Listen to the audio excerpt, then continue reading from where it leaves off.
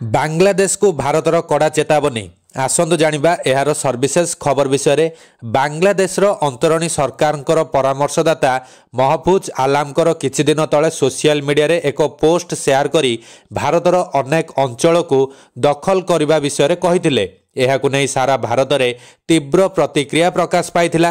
पश्चिमबंग मुख्यमंत्री ममता बानार्जी एहार जवाब रे कहिथिले जे आमे तथा भारतीय माने कौन लॉलीपॉप खाइबु कि एबे एहाकु नै भारत सरकार बांग्लादेश सरकार को चेतावनी देइछंती। एभली मंतव्य को बर्दाश्त करा जिवो नाही बोली भारतर वैदेशिक व्यापार मंत्रालय यूनुस सरकार को स्पष्ट भावे कहिछि। केवल एतिकी नुहे, बांग्लादेश को आतंकवादी संपर्क को नहीं सतर्क कराइछि भारत वैदेशिक मंत्रालय। एहा पूर्वरु वैदेशिक व्यापार राष्ट्रमंत्री कार्तिक वर्धन सिंह संसद रे कहिथिले जे जगन्नाथ मंदिर भंगारुजा, ढाकार तंती बजार रे एक पूजा मंडप उपरे आक्रमण एवं दुर्गा पूजा समय सातखेरार जशेश्वरी काली मंदिर चोरी घटना रे भारत सरकार बांग्लादेश को सतर्क कराइछंती। महफूज आलाम को मंतव्य संपर्क में पचरा जिबारु वैदेशिक व्यापार मंत्रालय मुखपात्र रणधीर जसवाल कहिछंती आमे ए प्रसंग रे बांग्लादेश निकट रे दृढ़ प्रतिवाद जणाइछु।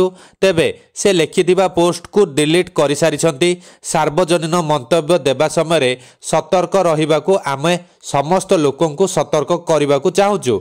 बांग्लादेश रो जनसाधारण एवं सेठाकार अंतरीण सरकार संपर्क बढ़ाइबाकू भारत बारंबार इच्छा प्रकाश करि आसुछि। कोनोसी विवृत्ति दायित्व संपन्न भावे देबा उचित।